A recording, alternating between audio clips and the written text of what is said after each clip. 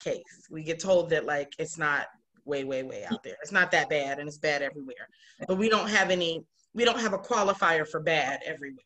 So we don't know what we're measuring it against. Well, we're measuring it against, police putting their knee on your carotid artery till you suffocate. But we don't have a comparison that's like not even in the realm of normalcy in most places. Certainly in most industrialized nations, whatever we're calling that, that's not regular, but it's regular, So for me, it feels frustrating it feels frustrating to be here and to be saying, this is not normal, this is not normal, this is not normal. And to notice the ways in which we have adapted to this abnormality to function, which I understand, like we've done it because we here and we got to live. But I wonder what might happen, what might get created if and when, prayerfully, we all wake up and realize how far outside of normal we really are. We would get some urgency about us. Yeah. That's what it is. Yeah. And I feel like I'm like, y'all, why are we not urgent? This shit is crazy. Why are we not urgent? I'd like to ask you this. What are your thoughts on like the inertia and the energy of a movement? Because I don't know if this is just naive. I'm only 21, so I've only seen so much. But I don't know if this is naive of me. I thought after this summer that there would be a lot of change occurring. Or at least what we've seen, and it seemed like for a minute, people were going off on social media, and I was seeing pictures, protests everywhere on the news and stuff, and I thought, there was something building, and then it just kind of, for whatever reason, it just kind of sloped up and started to decline. So, how do you feel about that? So I think there's I think that we are in a period of time where what we're going to see is sparks, or like not even sparks, but like massive flames, right? Like intense burning of all the things that are happening, and then a coming down. And then, but every time what I will say that I've experienced is that the pitch gets a little higher. And so what I think we're doing is building to something that is going to be far more long-standing, but I think we're at the very beginning of it. So, and nothing, no matter what we are looking at, long-term changes. If our goal is radical transformation of the system that we're living in right now, that is a protracted activity. That's going to have to take time, right? We're not going to just wake up one day and overturn it all. Certainly, because what happens when that happens is, if it isn't sustained, if it isn't over a long period of time, if it isn't strategic over a long period of time, the energy of it will revert to what was, because that's actually the bigger container. So when we look at the Arab Spring, right? Most of that region are back to the same kinds of governments that they had before, right? And that's because it was this intense uprising, this intense energy, but it wasn't sustained over an elongated period of time. And so, when you create that vacancy and the new thing doesn't come and fill it, then the old thing comes to fill it, right? So I think we're at the beginning of it. I think all of the factors that are at play at this particular moment in the US ensure that we are in this for a while, because we still got an election. we've got a current president who's already said if he don't win, that means somebody stole it and that he not leaving. And then we have 48% of his electorate who are like gun-toting people who, will be at your state courthouse with a gun, who believe that if he doesn't win, it was a lie. So we're already looking at the conditions for the kind of elongated, whatever Yeah. elongated battle that we finna be in, we're already looking for the conditions that are already set up. So, and the things that would need to have changed for that to subside have not, right? Like we haven't defunded police. We haven't done anything substantive yet on a legislative, you know, from a legislative standpoint.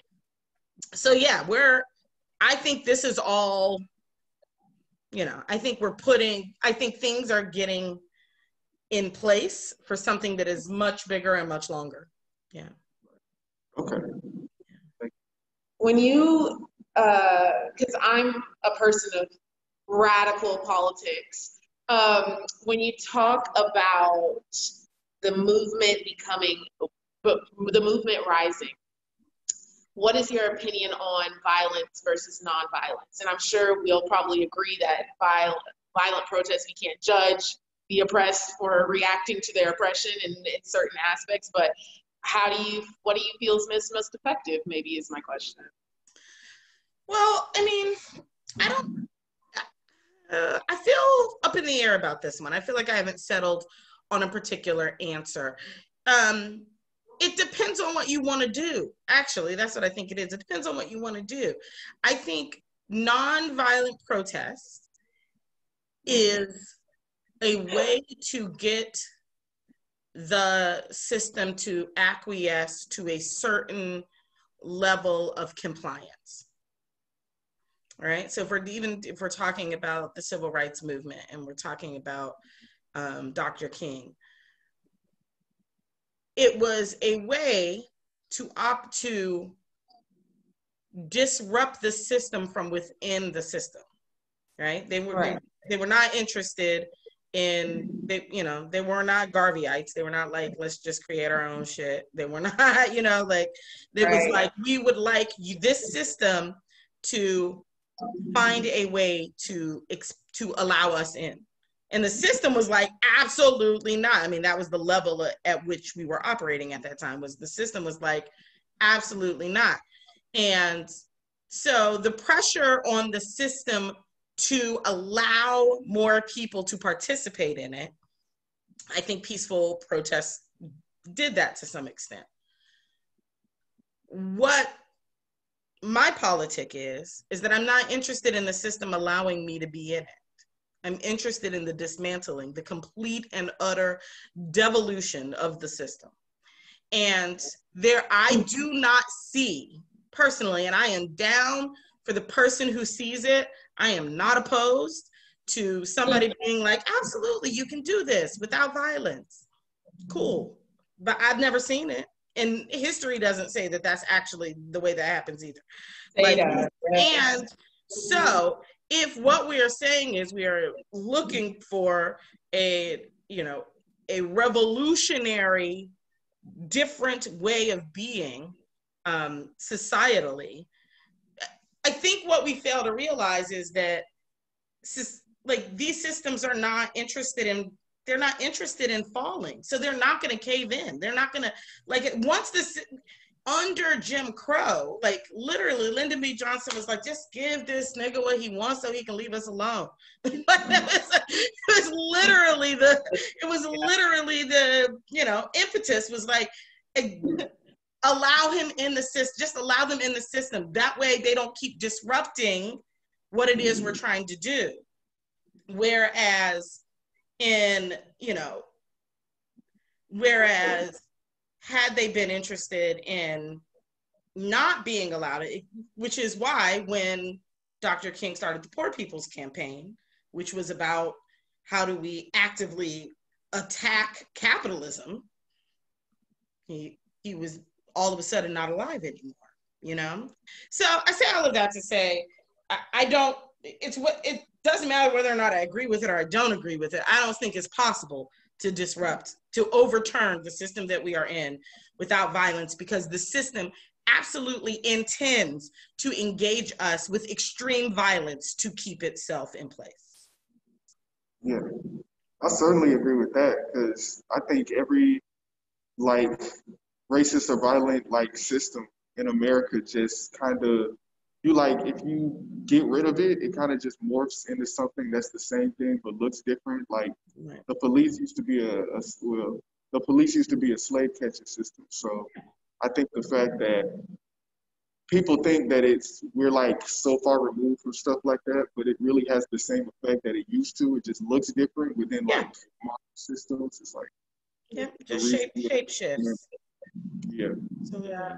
Absolutely. And I think it's always, for me, I just think it's I don't understand the utility of the question when people ask it, because I'm more interested. I'm like, if we would take that same energy and direct it towards the people who wield violence every single day, stop asking me whether or not I'm going to be violent. How about we actually address the regular violence that is present every single day? How about we hold the people who are violent in these systems every single day to account? And then you won't even have to ask me about my violence, whether or not I plan to defend myself with equal force towards that which is attempting to harm me, which is attempting to come against me. Just turn all that energy towards the actual things that are violent, and then we wouldn't even have to have the conversation. Yes. Laura Scott, did y'all have any questions? Honestly, I think I had one question that I think was sort of more directed towards you and less towards, I think, the broader scale. So I'll just ask it now. I think I want to find the exact wording of the question, because I'm going to forget like a crucial part. I know I will. All good. Okay, so I said, as an activist with a prominent social media presence, has the growing size of your platform added more pressure for you to be like a perfect activist? And do you feel like other people expect you to have all the answers sometimes? I'm gonna answer the last part of the question first. Yes, people think I have the answers, and I don't. And then I answer the other part, which is no, I don't have any desire to be any perfect in any way, shape, or form. Like I am, and I think that's what I try to. I mean, it's the reason why, I do videos with boogers in my nose and sleep crust still in my eyes, because I'm not interested in pretending to be some polished, all-knowing entity. I think the problem is I'm a person who has an opinion on everything. If you ask me a question, I'm gonna answer it, like, because that's just who I am, right? It doesn't mean my answer is correct. It doesn't mean you should fact check all the shit I say. Don't like, it's not a function. I'm not responding because I think I'm brilliant and I have all the answers. I'm responding because I'm a person who's wired to answer questions because I like answering questions. I think that there's validity to some of the things I say? Yes. Do I believe what I say? Yeah, that's why I say it. But just because I believe it doesn't make it truth. And so I think particularly in this time when ideas spread so quickly and oftentimes without any fact checking, without knowing whether or not it's real or not, I don't want anybody to assume that I'm some guru, that I have some, all the answers to anything. We need to be critical of all the things. We need to be critical of all of the information that comes out in the world. And that includes the people we really like. That includes the people who say the things that feel totally resonant for us. I'm like, who gonna check me, boo? Check me. It's actually important. It's important that we ask each other questions, and that it's more important that we do our own investigation, right? And after we do our own investigation, if we're still aligned, perfect. If we're not, we're not, And so, no, I reject adamantly the pressure to feel perfect or like I have all the answers. And as soon as I'm in that space, I know that I'm really off my own path. Yeah. Oh, I feel that, Sonya. As someone who started like this team, like people at SMU come up to me constantly asking for my opinion, asking to interview me for every single, asking me to create curriculum for them. And it's like, I don't know. Like, you can ask someone else, they'll probably have the same answer. It's crazy. Right. Yeah. I think we have been groomed as a society to look for leaders, right? Mm-hmm. And then particularly if you are looking for leaders in a society that kills the people who lead in the directions that the society doesn't desire to go, it's really dangerous to be looking for a leader. And I think what's more inspiring, and it's why I love the work of radical self-love, is where is my own center of leadership? What am I the leader over in my own existence? And how do I tap into that on a more consistent basis? And then how do I partner with other people so that that leadership can become more robust, so that the things that want to come out of that can come out of that? But it's not about needing to be the leader of everything. You know, it's about needing to be the leader of us and then figuring out how we work in collaboration with one another to get toward our shared goals. That's what I'm far more interested in than being placed on somebody's leadership pedestal, because the higher up they put you, the farther you fall down. So, you know, I was like, y'all gonna want to cancel me one day. I'm clear. For something, somebody's gonna want to cancel me. And that's life, you know, which is why I'm not interested in cancel culture, because all of us could get canceled. If you just scroll through your own existence, there are plenty of cancelable moments. Whole seasons we would like to see canceled. So, you know, I'm much more interested in being gracious and to myself and my imperfections, being gracious to others in theirs, and asking people to practice that as a principle amongst us if we gonna get anywhere. Yes. Well, okay, so I have questions for y'all, since I know we're going to eventually bring other people here. So I'm interested in how this SMU BLM chapter got started, and what are you all like? What's the intention of the work that you're doing? And yeah, and how has it been so far? What I call the great white wokeness. What has happened since then? You know, what has been the dynamic since then? Well, I started a GoFundMe in June, basically to pass out shirts that said Black Lives Matter, because going here, every org meeting, we would talk about the fact that when you wear a Black Lives Matter shirt, people are going to stare at you, people are going to roll their eyes, people are going to be upset. And so I felt like it was a good way to make Black people feel more comfortable when they see other people wearing the shirt, and to just make a statement on campus like, boo, we is here. Mm-hmm. Then we raised $15,000, crazy amount of money. So I bought, like, these are all my closest friends. So I was like, y'all, we need to find ways to use this money effectively, to find ways to create initiatives that speak to the BLM movement. So I think we just had last week a march challenging SMU and the world. We had 500 people come. Like, that was our big thing. Now we're doing this with you. We're doing a series of panels that talk about specific themes of campus. We're doing a film, but all of it has like changing campus culture, helping students participate in the BLM movement, because college can be a bubble, and uplifting Black voices, like solely Black voices. So that's like our three goals. I don't know if I else want to say anything, but yeah. Awesome. It's been more supportive than I thought it would be in terms of faculty, students, etc. However, it's had its intimidation factors, its scare factors from the police, from administration, from Black people. And also it's been the people who support and the people who don't. Like, the people who don't just shut up when we're talking. So it's kind of nice. Yeah, it's nice. I wish there was a way.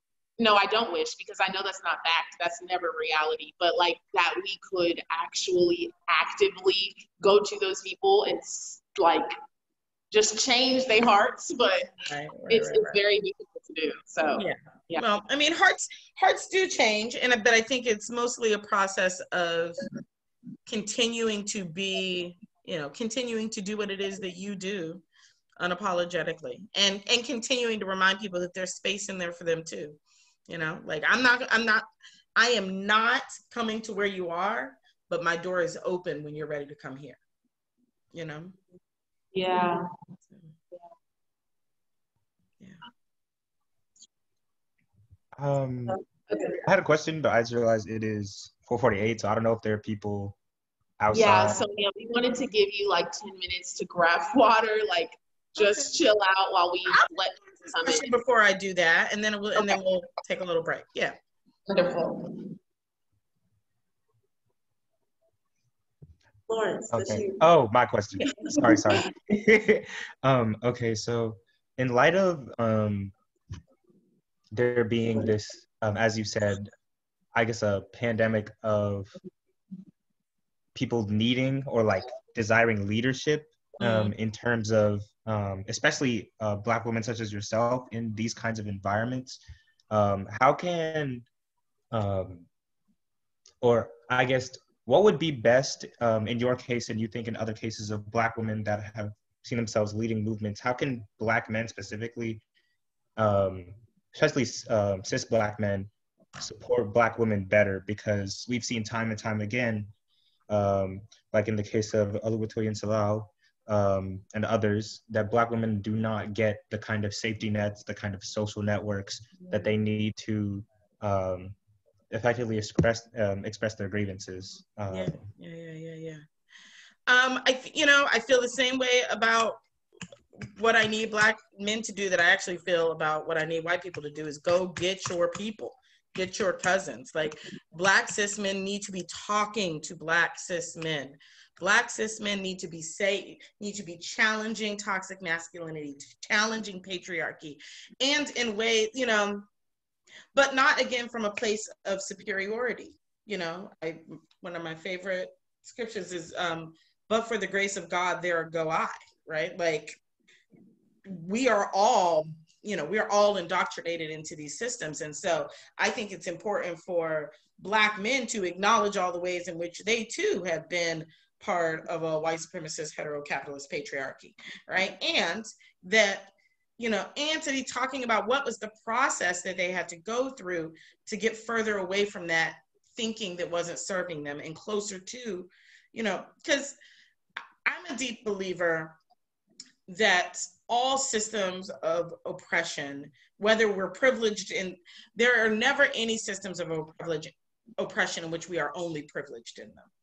All systems of oppression ask for us to exchange an element of our humanity to receive that privilege. And so is the same for patriarchy, right? And so is the same for, for the privilege of patriarchy. One must exchange having access to their own emotions, like an ability to like be the full version of themselves, to actually be able to speak about their needs, to, not have to be hypersexualized in all these places. So I think it's really, really important for,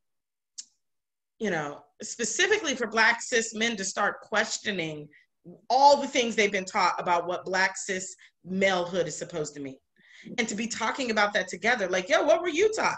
Oh yeah, I was taught that, like if I wasn't hitting a bunch of chicks, then I was a punk. Yo, and how did yeah, it felt good in the moment, but did it feel good after? Like, how did you actually feel? Did you ever think about how you actually felt? Like, I want Black men to start having radical, vulnerable, transformative conversations with each other, and not when they're, 45, 48, like Jay-Z, and got caught cheating on his wife, you had to come to Jesus moment because Beyonce almost left you. It shouldn't have to take all of that, right? And then he's like, I'm gonna have a whole album and I'm gonna have guys together. Like, I want Black men to normalize being in relationship with Black men in substantive ways, in ways that are actually about what's really going on, and not just the surface shit that the world tells you is what you should be doing with one another. Yeah. Got it. Oh yeah. Well, yeah, we have a crowd out there, so okay, go let the people in. I'm gonna go get a glass. I'm gonna talk to y'all with a glass of wine tonight because I feel like that's where I am this evening. Is that okay? All right. Awesome. Okay. I'm ready. Let's do this thing like a chicken wing. So Sonya, did you want to introduce yourself? Sure. Hi, I'm Sonya Renee Taylor. I am the founder and radical executive officer of The Body Is Not an Apology, which is a digital media and education company exploring the intersection of identity, personal transformation, and social justice. I am an author, I'm an activist, I'm a serious macaroni and cheese maker, I'm a lover of the color yellow, and unapologetically committed to radical self-love as the pathway to a more just, equitable, and compassionate world, which is the world that I want. That's my path to liberation. So yeah, that's who I am. If you want to know more, you totally can visit the website or something like that. Yes, I love your website. Okay. So we're going to jump into the first question. So this question is really about the movement in general when we are discussing it as a collective, as a community, because you talk a lot about not centering white people in the discussion of the movement we're seeing today. I specifically love the quote that you use, "I am not a place for your white extraction." And at a school like SMU, my question is, how do we go about not centering the predominant population in a movement, but still challenging the administration, still challenging students? Yeah, so I realize, I mean, I guess it matters a little bit who I am in the context of like, why would you be listening to this random Black woman in sunglasses in her house? And I think that that's that's a fair question. And so my work, again, lives at this intersection of identity and social justice, and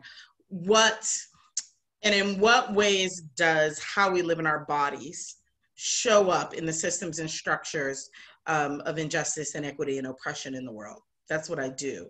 And so one, I think it's important to not sort of make the movement this mono-dimensional thing. There are movements, right?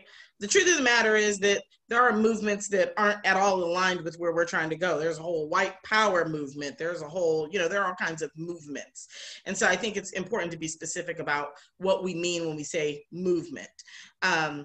If what we're talking about in this particular moment is the current energy around racial justice, police brutality, and its intersection in Black lives, right? Which seems to live under this larger umbrella that we've been calling the Black Lives Matter movement. For me, if we remember that movement, if we remember what it is we are doing, then that is how we don't center whiteness. Because the purpose of what we are doing is for the edification, the equality, or the equity and justice of Black people's lives.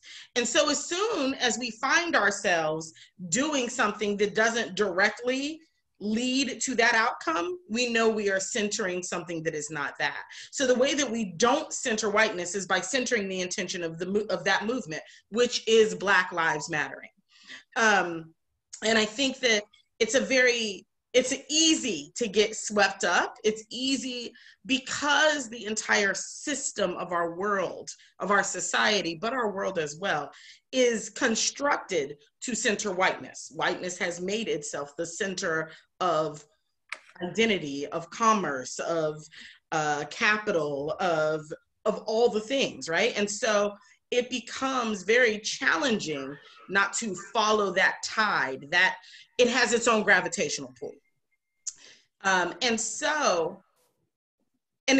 going to give you an example that I just had recently. So I am in a collective of a group of us, two other people. We are the visioning team for an initiative called Buy Back Black.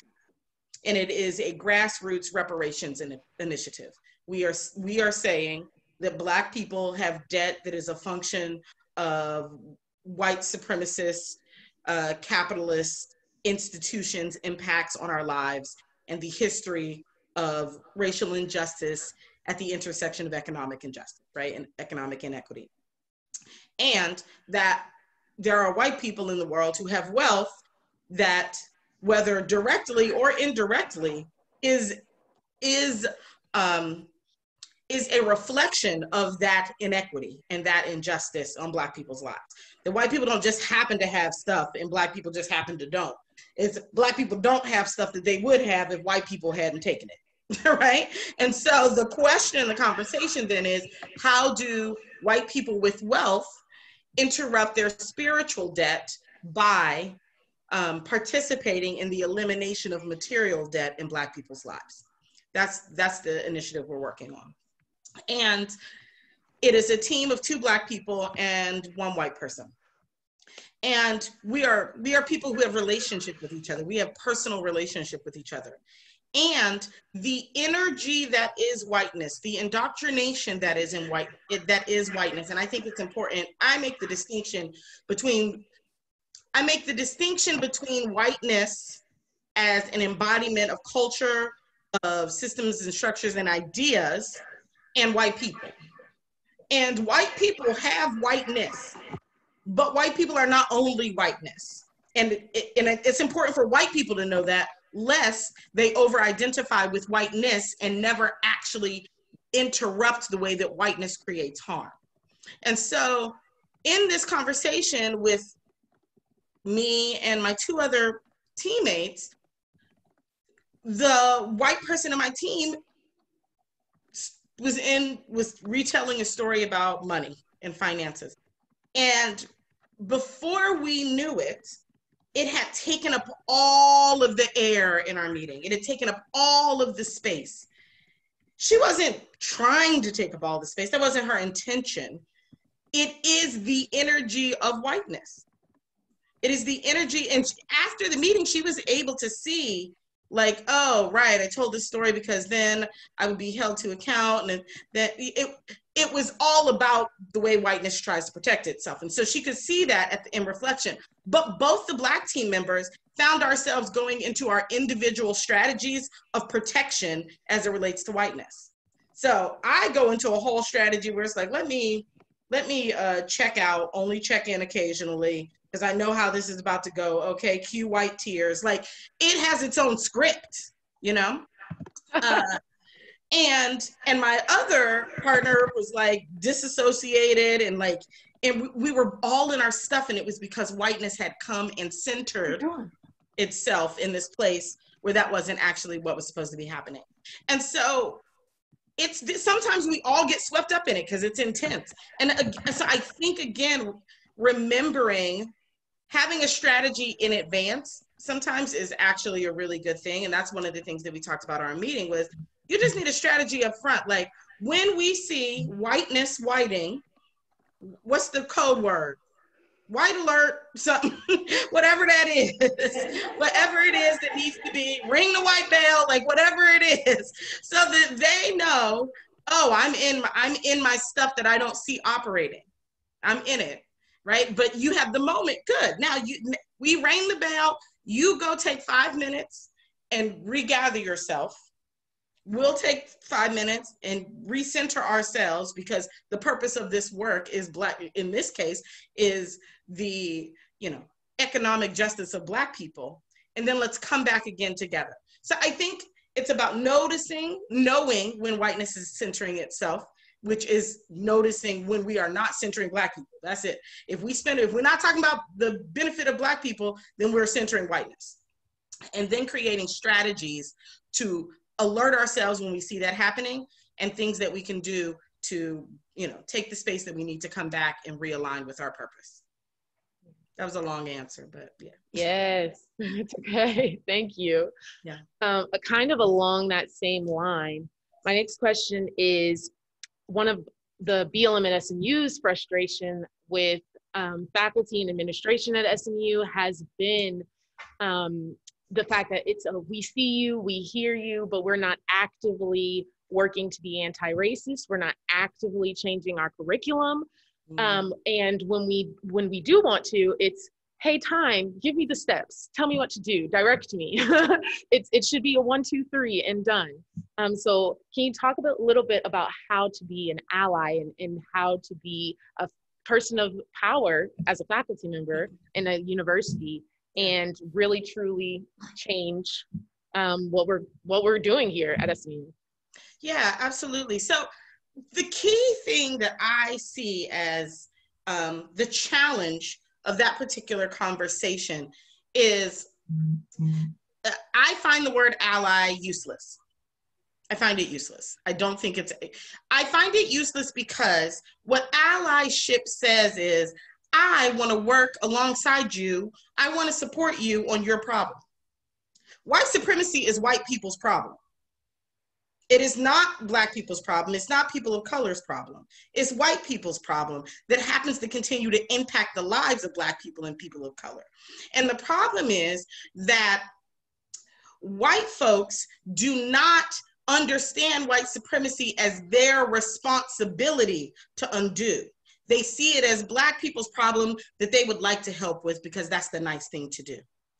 And until white supremacist delusion becomes white people's responsibility to solve, we will always be approached with, just tell me what to do. I really just want to help. I really want to support you. That's why I don't want allies. I want co-conspirators, and I want people who want, I'll be your ally. Let me be your ally in undoing white supremacy. You tell me what to do, because this is y'all. Y'all made it. It's yours. You created the systems. You benefit from the systems. Should not be responsible for doing the labor to undo the thing that whiteness created.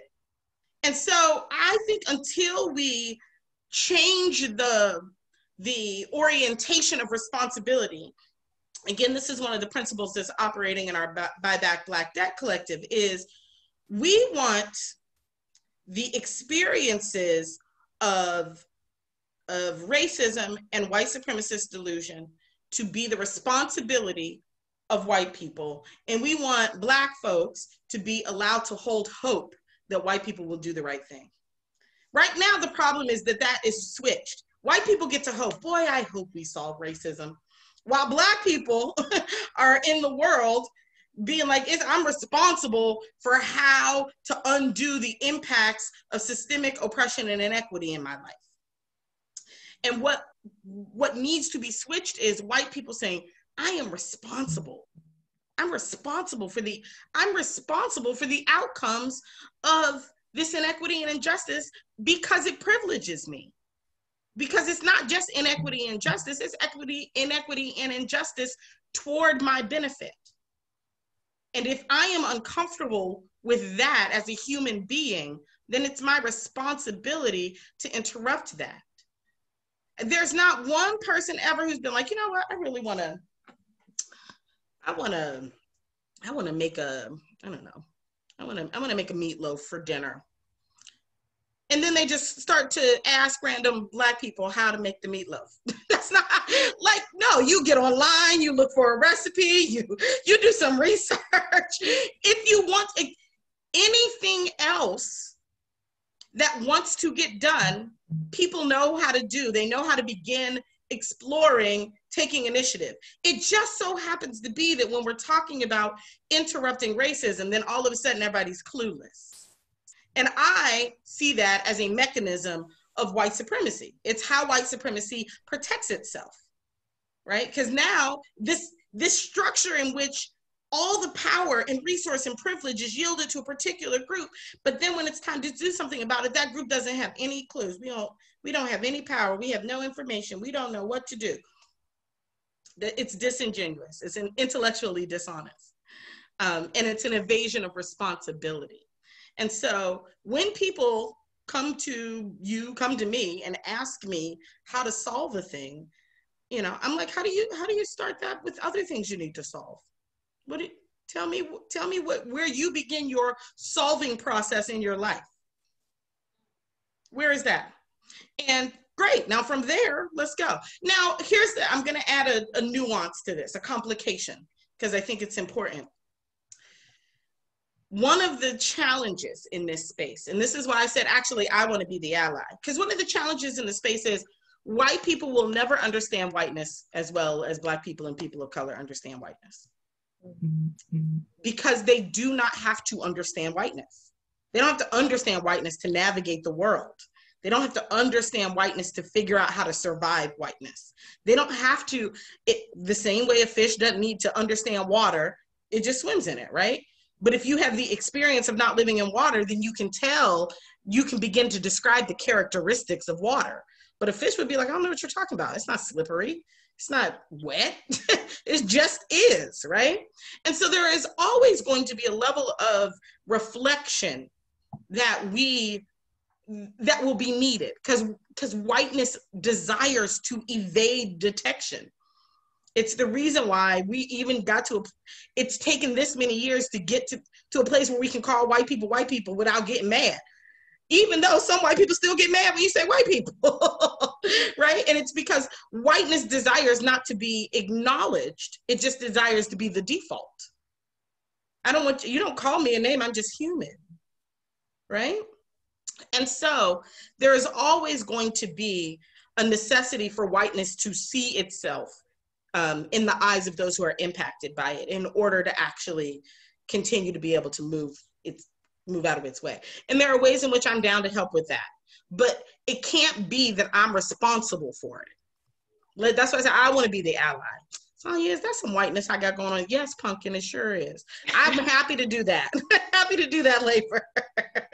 But I don't want to be responsible for it. So yeah, that's my response to that. Thank you. We have somebody so empowered they're clapping. I don't know if you can hear. Our last question really has to do, well, possibly our last question, depending on audience questions, which you can chat to Matt Jackson in the private chat, has to do with the election since it is coming up. You referenced, oh yes, child.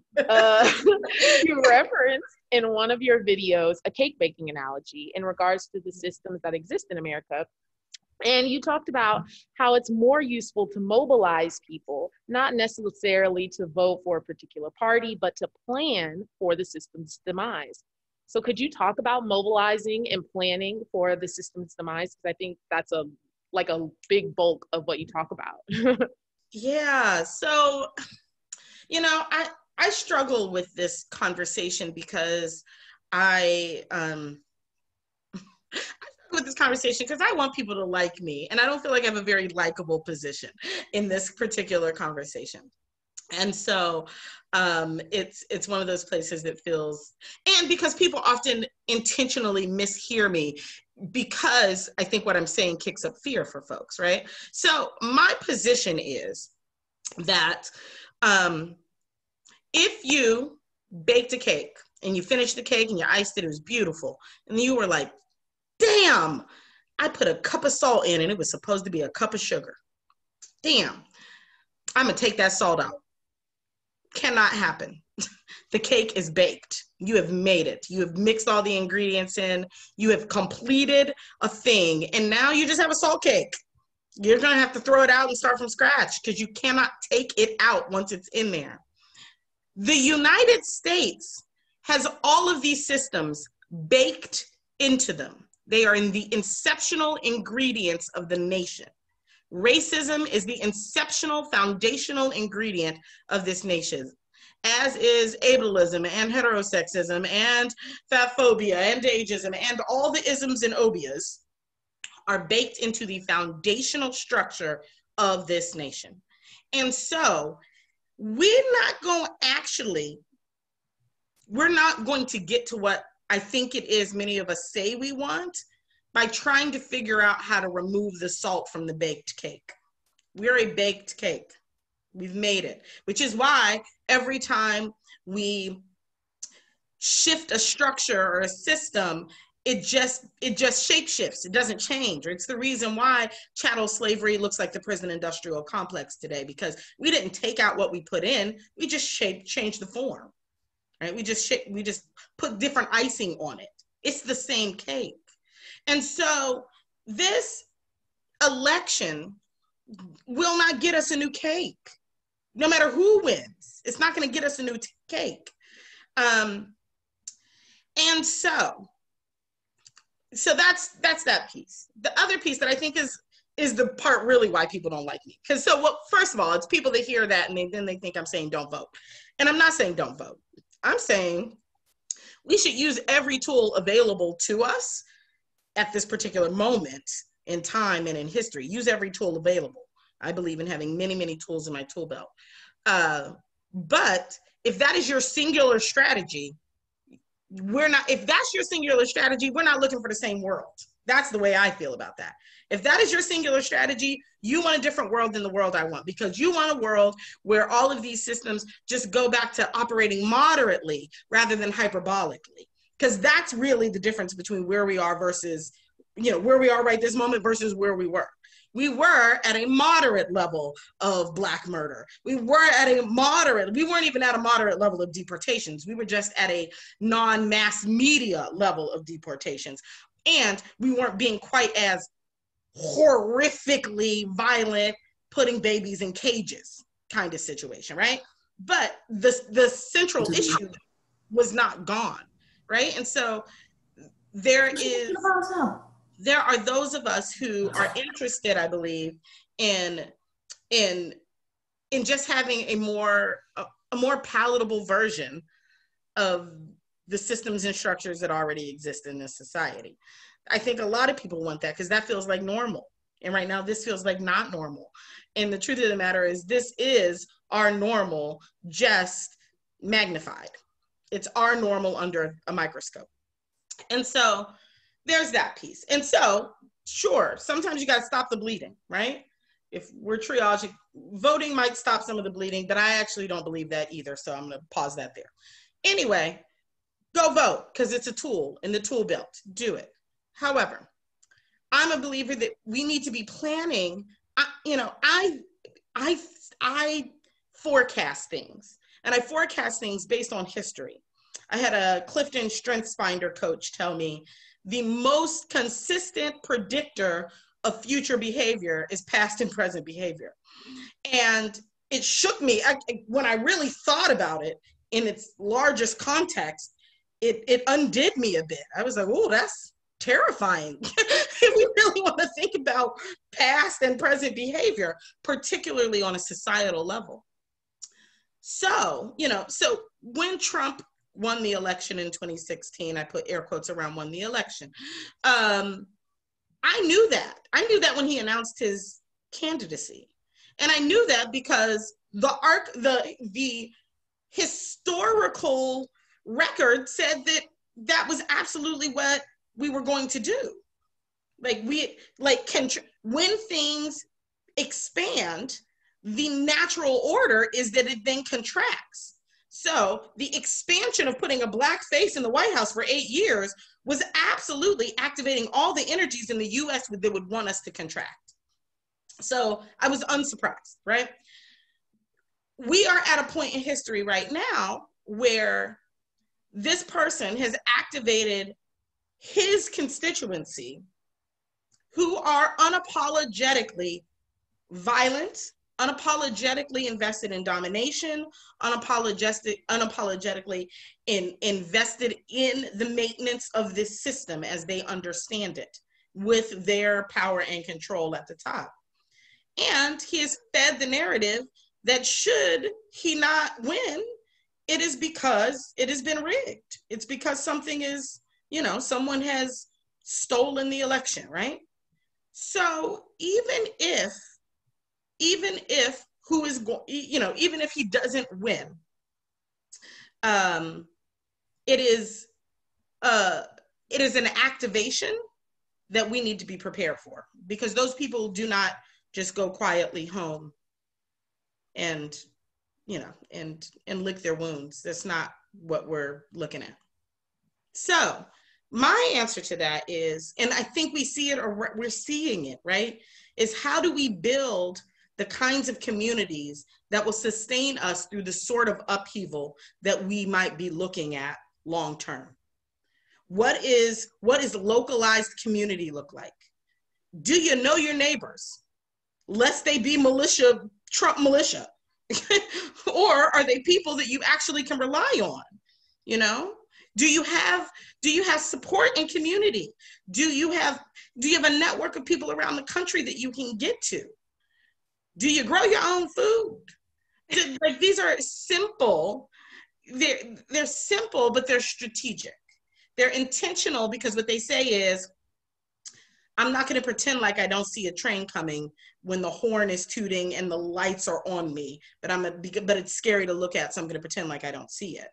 I'd rather say, let's see it, and then let's build coalition. Let's build smaller communities. Let's build initiatives that already teach us how to homeschool. Let's figure out how we operate in the digital space with less surveillance.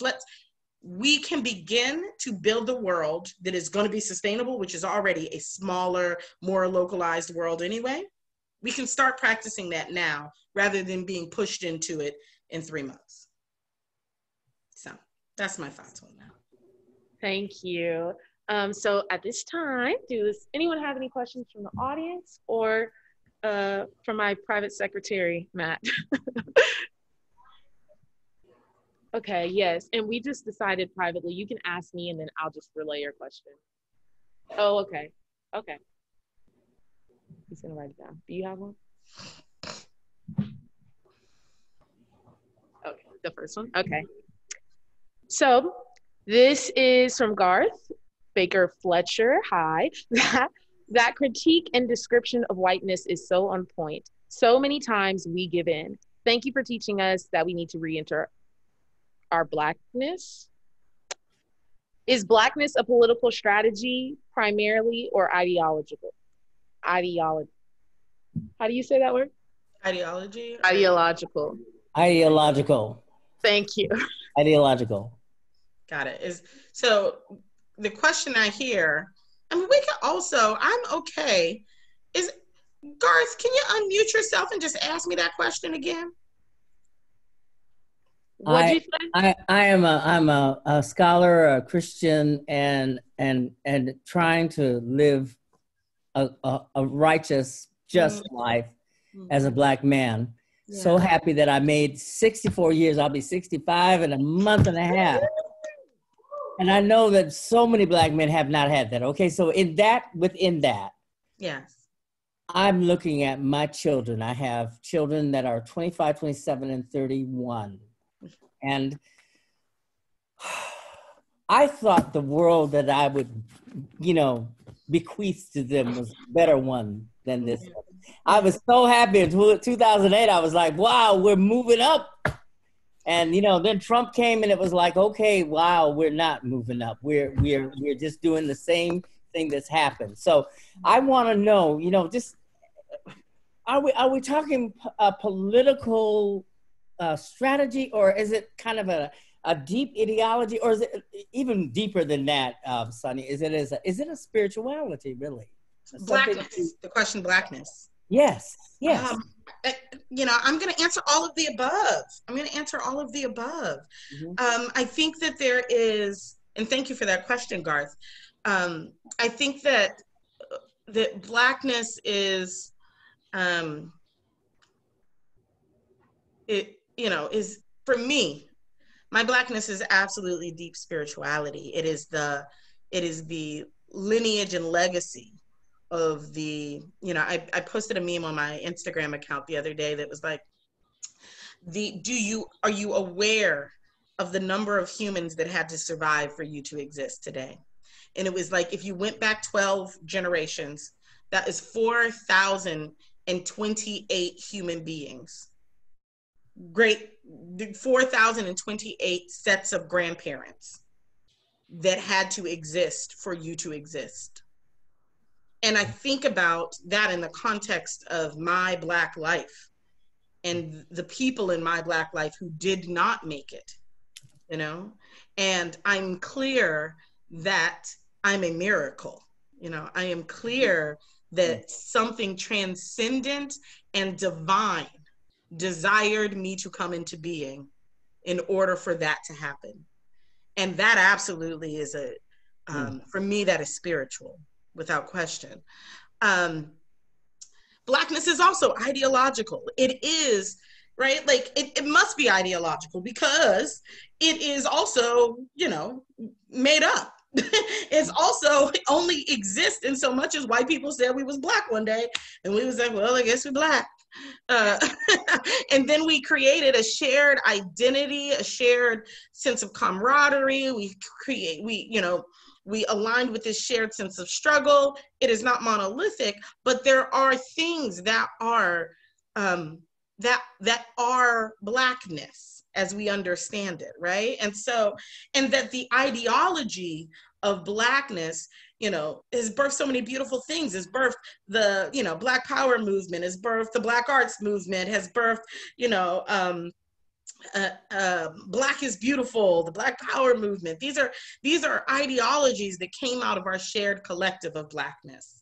And then blackness as a political strategy, absolutely, because it is, you know, blackness is the counter to whiteness in this world, right? It is that whiteness actually ceases to exist if blackness doesn't exist, because whiteness only exists in its relationship to that which it decided was the other. And so choosing to leverage this understanding of the other as a mechanism to challenge whiteness, right? To challenge, to one, unveil whiteness in the world and to itself. Blackness has done that. Blackness has said, if I am black, then you must be white. And so this story that you are just the default and that we are the only people who have, you know, a specified identity is also an illusion, right? And then it was like, well, and because then it was like, well, race is made up. Well, if race is made up, then right. So that means you don't, then this illusion of whiteness also must fall away. And here are the constructs that we've made out of this illusion of whiteness. And now we're going to challenge that. And so I have seen blackness as a, you know, BLM is a manifestation of blackness as a political identity, right? Do I wish we did not live in a world where saying Black Lives Matter was an inherently political statement? Absolutely. And I recognize that if politics is the study of power, right? In the ways in which power gets, ferreted out in a society, then blackness must be political, because it is a conversation about power that is denied, power that is sought, power that is wielded. So yeah, my answer is all of the above. Thank you. That's a beautiful answer. I appreciate it very much. Thank you. Okay, so just a reminder, you can chat your questions to Matt Jackson. I got a few chats, but I can't read them at the moment. So the next question is from Willie. He asks, in your time? Yeah. Can I ask, can you just name the person and then they can unmute themselves and ask their question, and then that way I actually get to get the energy of all the folks. Yes, of course. That was a question from Willie Renee. Okay. Hi, Willie. Hi, Sonya. Thank you for being here. Tyne, thank you for setting this up. My question, as I wrote it, was, as a white man, I feel shame and guilt about my whiteness. As a faculty here, is there any advice you have to help me not shame my ignorant white students and my ignorant white friends? And again, I know it's not your job to tell me how to do that, but I get so angry, and I think I get caught up in my own shame and guilt that I sometimes struggle with how to do this well. Yeah, no, I totally hear that. And, they hired me to answer these questions today, so it's fine. I think that's one of the things to remember. If you pay Black people, they might be happy to answer your questions. So that is therein, right? Labor. So thank you for that question, Willie. I think it is, I think it's a question so many white people struggle with. I know it to be a question so many white people struggle with. And I think that one of the things that I do in my work around radical self-love is to help us, again, put some space between the system and our inherent selves. because the shame and guilt is an adaptation of aligning too closely with whiteness. And it is again, this is one that requires some nuance, right? Because I think a lot of people, because they feel shame and guilt, then they're like, I'm not that, which keeps us from ever actually looking at that which is in us, right? So one of the frameworks that I've been using a lot and encouraging other people to use a lot is considering the idea of being assigned whiteness at birth, right? If gender is a construct that is made up, race is a construct that is made up. We made all this shit up. None of it's real. None of it's real, right? And so if you were assigned an identity at birth that no longer aligns with you, there is an opportunity to recognize that, one, that assignment didn't come from you. You didn't ask for it. You weren't like, I'm out the womb. I want to be white. Give me all the privileges, power, and domination. It's not what any baby ever said. And this is why I think radical self-love work is important, because radical self-love work reminds us of our inherent divinity outside of these systems. Because if we can attach to our inherent divinity outside of these systems, then when we recognize the system operating in us, we don't see that as part of our inherent selves. We see that as a system of indoctrination that we don't want to keep anymore. And I don't have to feel shamed about that. I just have to be like, I don't want that. That's gross. You know, in my book, The Body is Not an Apology, The Power of Radical Self-Love, I describe it as being given an ugly ass sweater. You don't have to keep the ugly sweater. And you don't have to feel ashamed about it. You don't have to keep the ugly sweater. And so I think there are a couple of things to give yourself. First is grace. You got indoctrinated into the system the same way everybody else did. And does it have an ugly and painful history? Absolutely. Absolutely. And again, you are not, just because you are responsible for something doesn't mean you're the cause of something. You are not the cause of white supremacy, but you are responsible for dismantling it.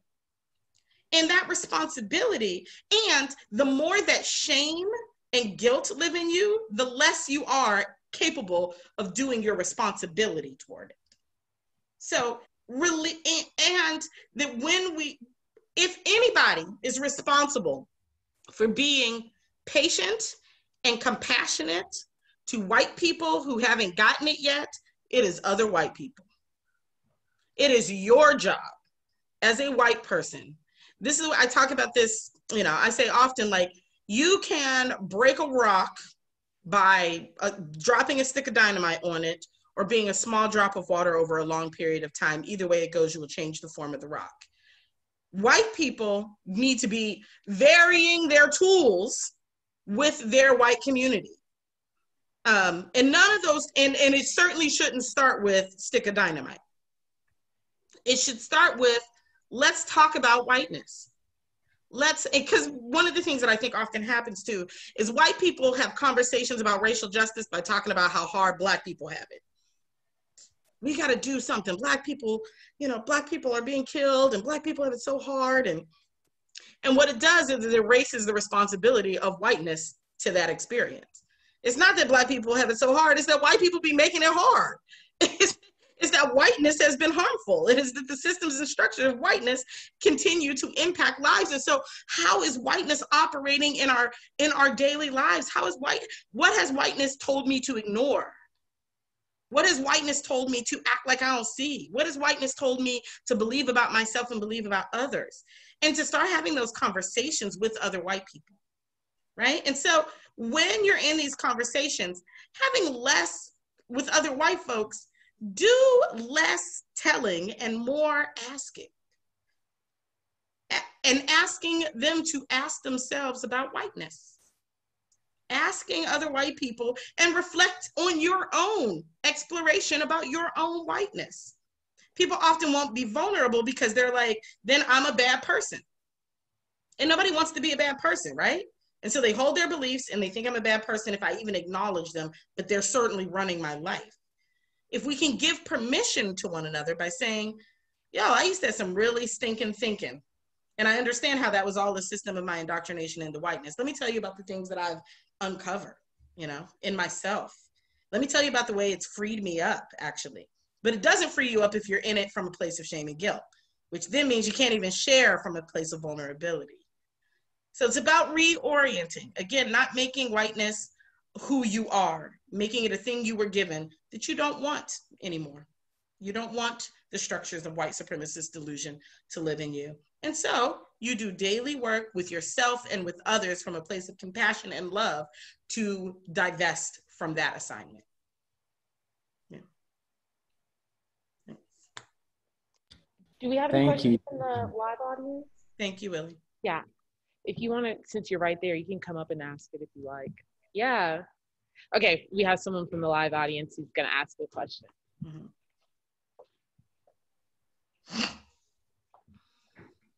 Okay, so basically, as someone who's constantly like having these conversations and like putting forth initiatives for change, how do you like maintain like the mental endurance to like keep going? Because I'm sure like I know personally, like when everything like went down like during like late spring, early August, having to constantly have these conversations and keep saying these things and like reminding people that, you know, we matter.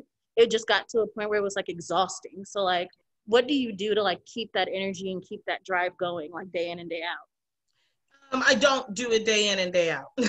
That's number one. So that's my first advice, particularly for young folks in college. Today, start following the NAP ministry on Instagram immediately, because part of what the system of whiteness in cahoots with capitalism is it will tell you anything you do, you have to do it to death. Whatever it is. I'm fighting for justice to death. I'm not doing nothing to death. Death will arrive. I don't need to do nothing to death. I need to do what it is that gives me life, because that's what I'm here to have until I don't have it anymore. And so if it doesn't give you life, don't be doing it all the time. So I don't spend all of my days telling, in my What's Up Y'all videos, because often people ask me this question, how do you maintain this? So you must be so exhausted. And I was like, y'all, I post a 7 to 11 minute video in my pajamas 4 times a week. That's 40 minutes I might have given to whiteness. I don't spend my life. You want to know what I did with the other 50,000 minutes that I had in my day? I made some macaroni and cheese. I drank a glass of wine. I played with my friend's puppy. I kikied with my besties. I lived my life. I didn't write a poem, but I might have wrote something. I lived my life. And so decide what it is that is the time you desire to dedicate towards that which is your fire, is your spirit, is your work towards justice. Do that. And make sure that you have a life that is balanced so that there are other things in it. I tell people all the time, I only give from my overflow. So if my tank is empty, you can't have nothing in here. You can only have that which is already abundant and flowing. And when I'm not flowing, I pull all the way in. And I do the things that that fill me up. And then when I'm full again, y'all see me again. I'll be out here. I'll be talking again. I'll be chatting and I'll be sharing messages. But first and foremost, I care for myself. I think too often in activist organizer spaces, we trying to get everybody to freedom except us. And if everybody got liberated, but you didn't, then we didn't actually get liberated. If everybody got free but you, we didn't get free. We didn't get free. And so I include myself in the liberation that I am seeking. And that liberation includes rest and joy and play and pleasure. And I premium those as well. Thank you. Mm-hmm. I see Miss Karen Baker Fletcher's hand just raised. I just want to acknowledge that I see you. Thank you. Yeah, and I wrote this down, but I can't get it to post in chat anymore. So, but I'm glad you said what you just said, because that's pretty much what I want to talk about. I'm a professor at SMU, And as a Black faculty member, I find that these days I prefer to put students in small groups to discuss these kinds of issues. And during COVID, I have them discuss it in Canvas small groups, because I have learned from experience, for me at least, that it is not my job to do all the teaching on, too much teaching on racism. As a matter of fact, when I'm asked to speak about it at places, I will usually decline if that's all that they're asking me to do while I'm there. Yeah. Because I can spend so much time on it and then I want to talk about something else. Mm-hmm. And I find that it's, for me at least, one reason why I like to break up students into small groups is because otherwise, here you are, you're a Black woman, you're the Black professor, and you're a woman and you're Black. Let me repeat that, you're a woman and you're Black. So, yeah. So it's easy for students to assume that, they have to please you, or because you're in that position of power as somebody who grades them, but you're Black and you're a woman, and their brains are just going all over the place. They're feeling guilty. They're feeling, well, what does she expect from me? What does she want me to do? What do I have to do? What can I do? What can I do?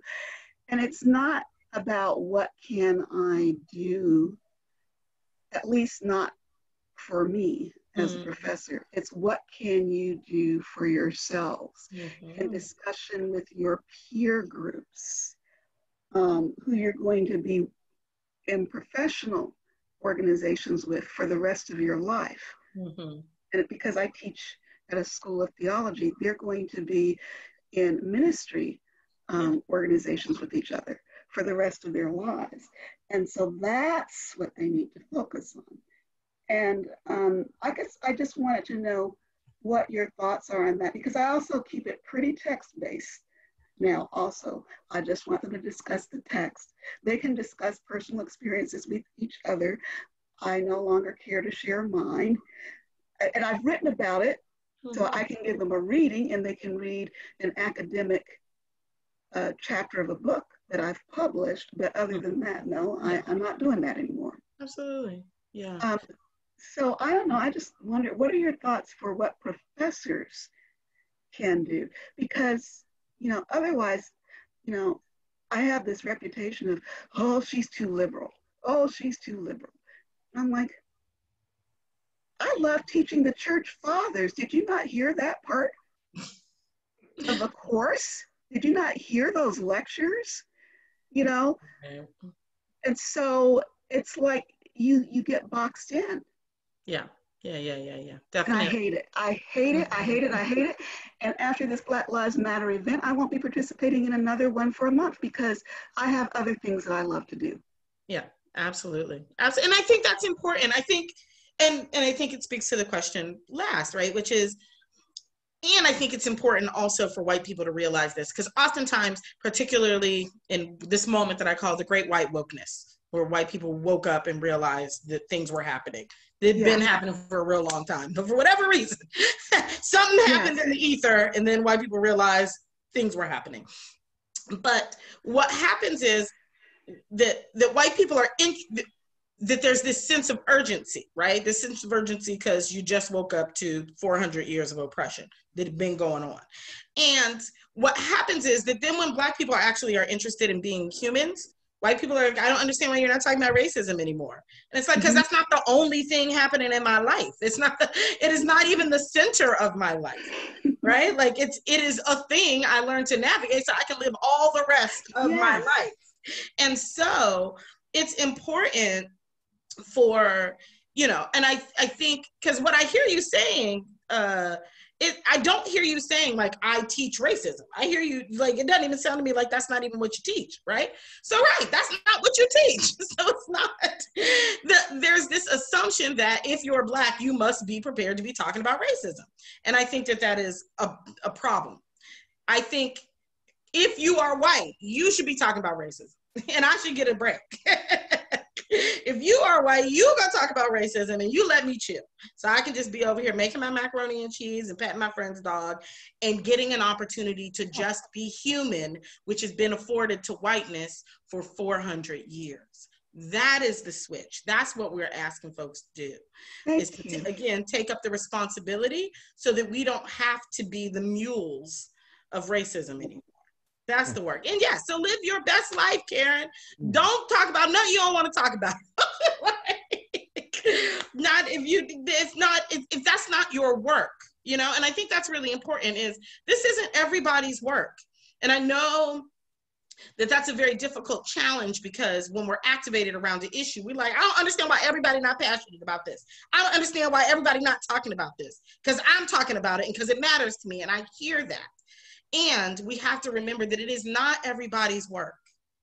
And very specifically, what I do think we can be doing is talking about how do we make, and I'm, you know, how do we make a liberatory environment in our school? How do we celebrate Blackness in our school? Because again, that's the difference between centering whiteness, right? And actually creating an ethos that we call like an ethos of Black love and care. Now you can create a Black love and care ethic in any classroom, right? You can do that. And you can do that without having to talk about all the ravages and pains of racism. You can do that by centering Black thought. You can do that by centering Black voices. You can do that by elevating the life experiences, the vastness of Blackness. One of the things that happened after the Great White Wokeness was all the books about race that Black people ever wrote became New York Times bestsellers. But all of a sudden it was like Black people only ever wrote about racism. Black people got books about beekeeping. We got books about butt cakes. We got books about history. We got all kinds of things. But again, whiteness has shrunken us to one experience. To this must be all that all Black people are is racism. Yeah, and our efforts against it. And there's one course where I teach that stuff. I team teach it all semester, and I don't do it every year. You know, because it's draining. It's draining. Because it's draining. And then the other courses, it may be anywhere from, 3 or 4 weeks of Black authors, exactly. Right? And then I have an African American literature and religion course. But it's the authors. And some of them talk about racism, but that's not all the courses. It's not all the course, exactly. And so yes, it's an opportunity to really center Blackness, and centering Blackness does not mean only centering the experience of racism. It means centering the fullness of Black lives. And we have the opportunity to be doing that. So thank you, Karen. I think we've got time for like one more question. Actually, we're at time, but if you would like to take one more question. I'll take one more.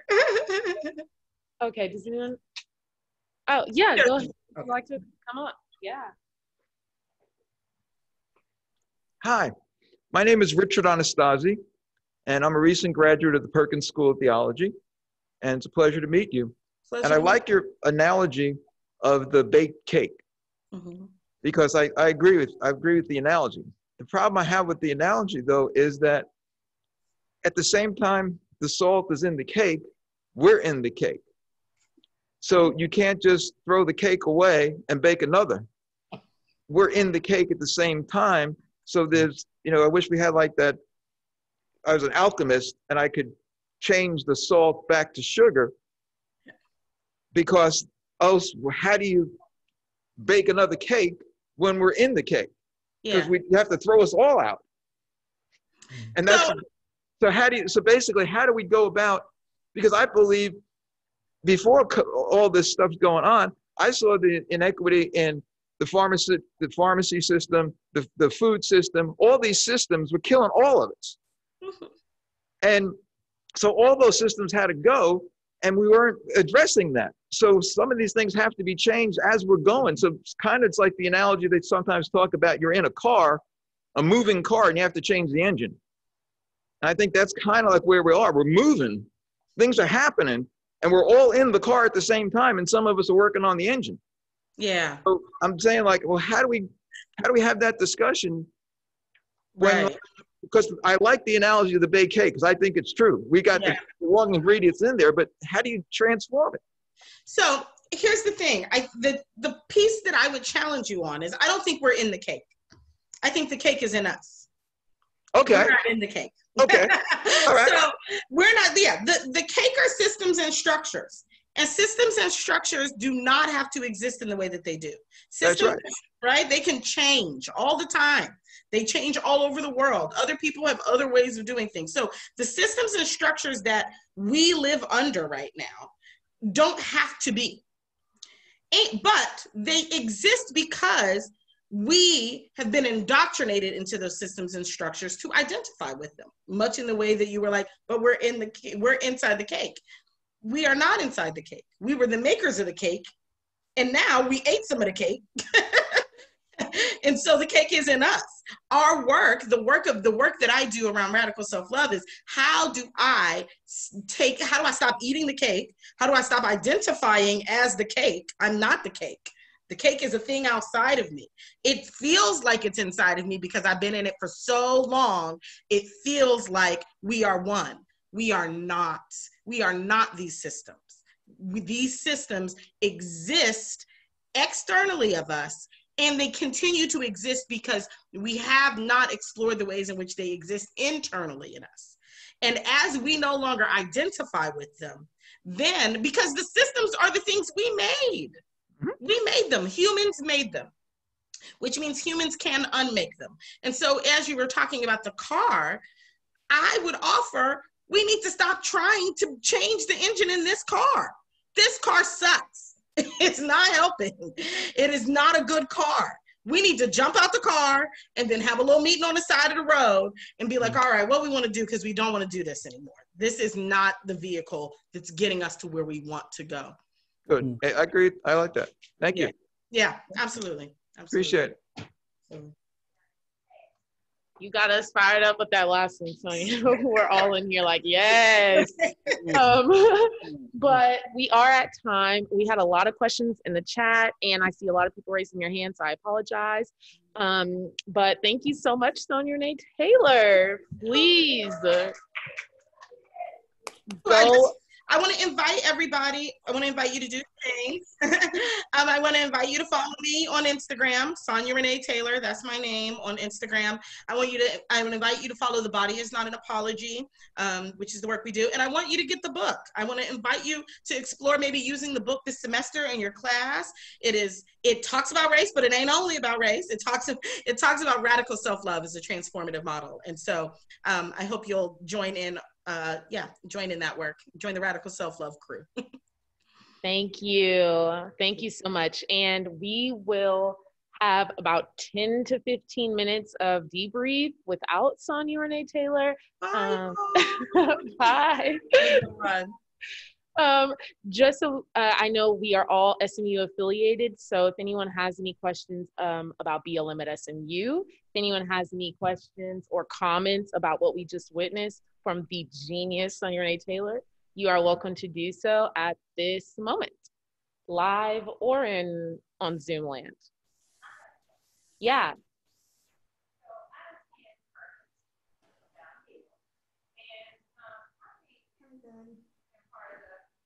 What happened? Oh, well, this is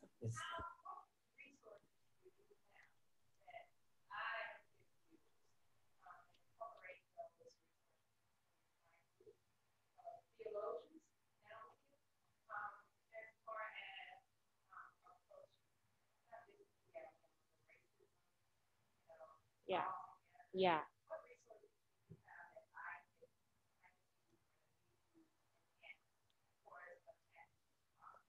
Yes. So the question for the people on Zoom was, what resources does BLM at SMU have, or in general, to help confront racism in the classroom and in our communities interpersonally, right? Like between one another. Well, BLM at SMU specifically is very new. So I would say for resources that involve Black-centered work, that would be the Black orgs that we already have on campus, the Association of Black Students, NSBE, we have FRO, which is all about self-love, like Sonya Renee Taylor. Those are the resources that have been around and continuously do work. So that would be number one. I implore anyone to answer in the chat. We have scholars of all people here, or raise their hand to talk. But specifically with BLM at SMU, since we are so new, we don't have any resources ingrained yet in SMU's culture. So yeah. Anything else? Hi, so this is Jay. One of my questions that I have is basically the race environment at SMU in terms of diversity, like, you know, the Blacks make up probably like 5 to 6%. How do we continue making sure that Blackness is a thing that not to be feared of, but to be accepted, and not a rolled eye situation, whereas Blackness becomes too much within the creation of new organizations and new events? I welcome anyone to answer that question. I'll quickly say that Blackness can never be too much. And I'll also quickly say that the demands made by BLM at SMU and ABS have to do with Black and bi people of color enrollment in at SMU. And that's something that the administration has yet to answer, but that's something that I feel would be, that I would implore them to do firsthand, because it's hard enough to go here, being 6% of the population, and then to create space, and then to make it safe, and then to combat racism. It's too much on students in general. Yeah. I'm looking at the chat as well. Okay.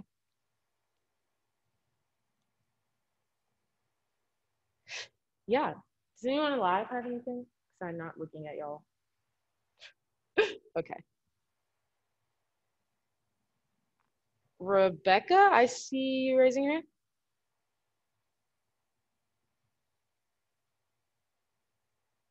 You're muted, I think.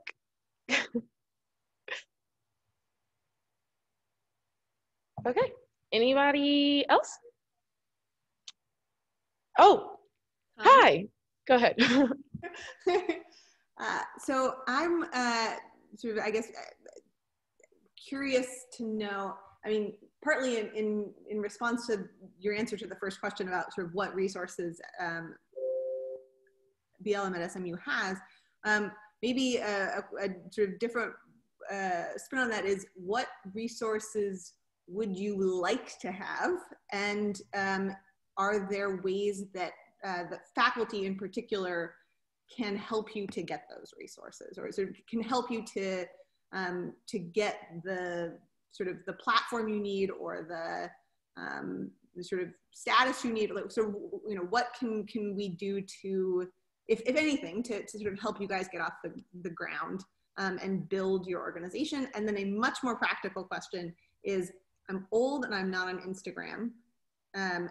How do I keep track of BLM at SMU events short of setting up an Instagram account? That's two very good questions. The person who asked about resources on campus, did you have any specifically in mind that you like to see? I open that to you. Uh-huh.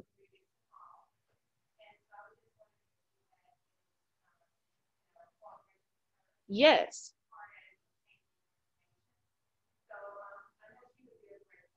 Yes. Yes, so she basically said Marie Dixon Hall, our new Chief Diversity Officer, as a resource on campus. She does have CIQ, however, that has been highly criticized within the SMU community.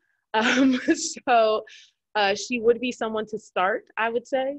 But resources that we would like to see, our mental health services for BI people of color students are, I think, more not having to fight for funding, for the things that we'd like to see on campus. So if there's any administrators or faculty within the specific schools, we've had that conversation constantly. Does the BLM at SMU team, because it's not just me, there's 6 of us, did they have any comments on resources that we'd like to see? I see Lawrence, go ahead.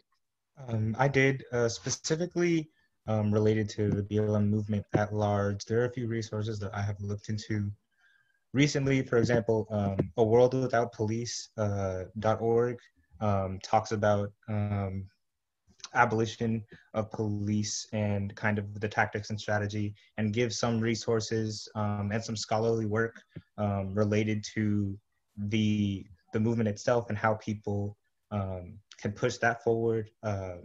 So if you'd like, I can forward that to you. But BLM at SMU itself does not have, as Tyne said, we're new and we don't have resources ourselves that are either scholarly or literature based. But I would recommend looking into major abolitionist Black figures or figures from the early civil rights movement, whether it's Angela Davis or other figures that, have literature out that you can effectively peruse and see what you, I guess what things could help you understand the movement more, what you can do as an individual.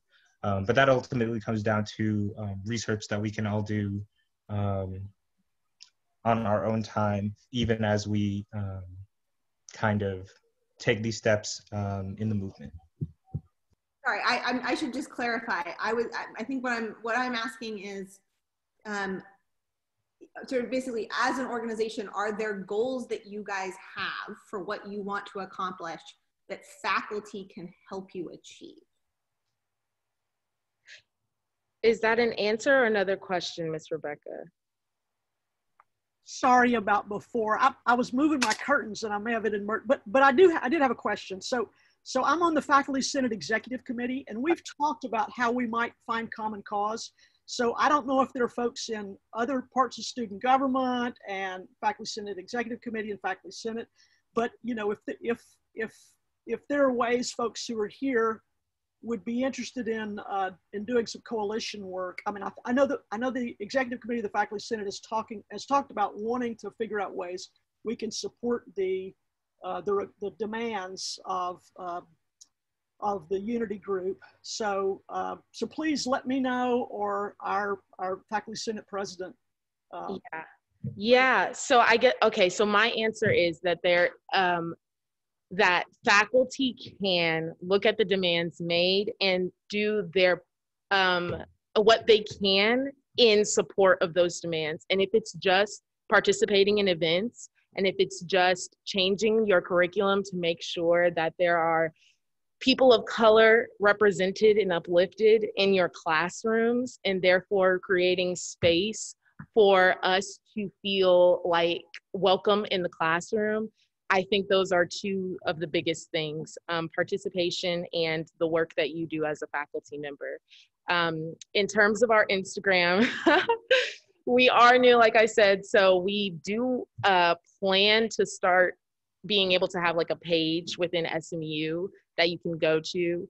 It just hasn't happened yet. But as you saw the event that just went down today and deans emailed it out to all of the faculty, that will continue to happen as well. Yeah, so you'll get updates through that. Wonderful. Yeah. Right now, so far I've been relying on people who are more technologically active than me to forward things to me. Yes, totally understand. Also, the challenge comes from us not being an official SMU organization, and so therefore we can't use the official Connect page, for example, to post our events and things like that. Yes, but I would say those are the 2 main resources, because I think a lot of the resources we feel lacking comes from a resistance to like structurally change SMU. So it's hard for me to answer that question with just individual faculty members when the bare necessities are missing, such as, like I said, mental health services and funding. That's something that you can't provide, but it's something that we need to even progress a little bit. So yeah. No problem. Any other questions or comments? I love Sonya Renee Taylor. I wanted to give everyone a chance to feel free to debrief in any way. I'd just really like to thank you all too for doing this, Tyne and Sonya. And I'm Linda Evans, or Abramson Evans. I'm on faculty in the English as a Second Language department, but in the community for decades, my equal interest has been human and civil rights, and was part of the group that organized the Dallas Against White Supremacy at City Hall in 2017 and again this year. But I am sheltered at home, teaching from home with an immunocompromised household. So it's been a bit frustrating not to be able to participate anymore in these events that are central to my life. So I am interested in any individual interactions. I mean, even just occasional visits, discussing or just hanging out with any of the Black Lives Matter members and other students and faculty that would like to keep the conversation going and find actions that we can do, even if not able to be out there in public. And I think the programs are great. It's great to read, but for me, it's doing that is most satisfying. So anything along those lines would be welcome. Thanks. Yes, for sure. This is definitely why we suggested having this debrief moment, because this is a group of people who we all know that we support the same cause, and that doesn't happen a lot on SMU's campus, especially when it comes to race relations. So yeah. Anybody else? No? Okay, awesome. Well, it was really nice to meet everyone. I'm so glad that everyone went ahead and filled out that Google form. If you haven't, please do.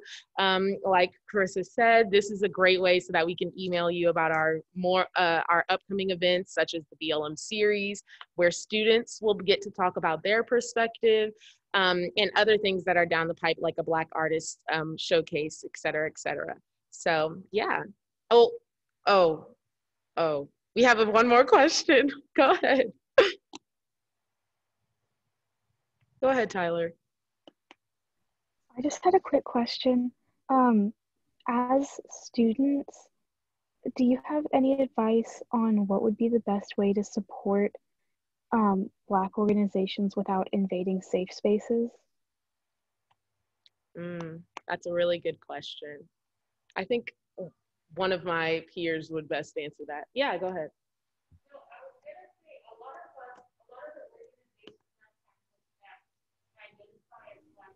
Can that person come to the mic? Yes, she's on her way.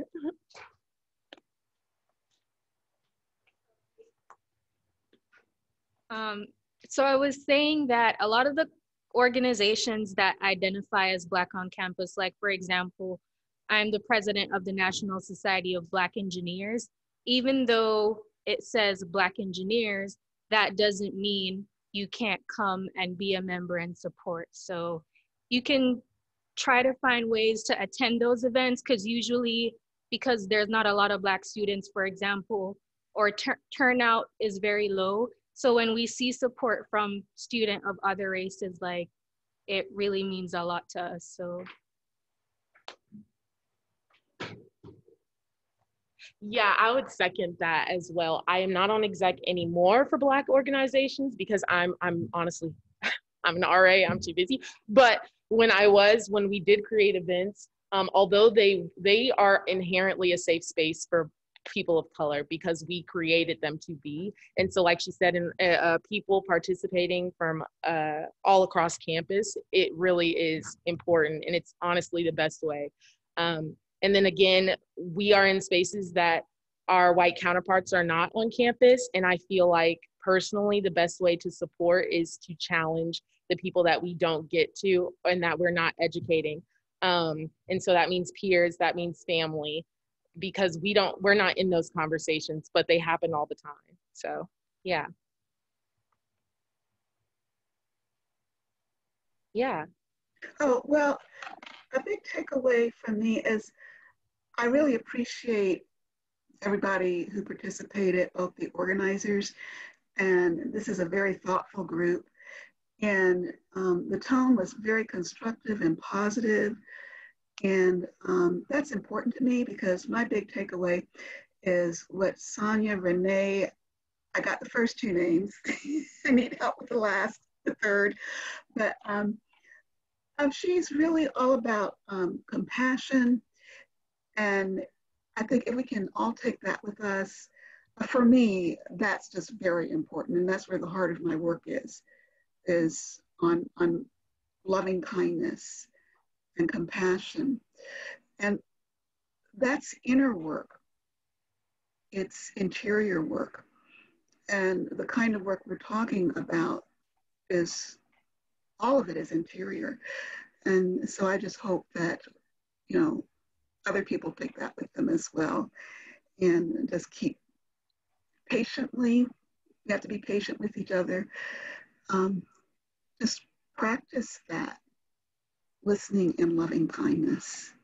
Yes, I implore you all to really look at Sonya Renee Taylor's work because she didn't talk a lot about it today, but the basis of her work is radical self-love, which is inner work, as Ms. Karen mentioned. So it is about realizing what parts of yourself can you lead in your communities.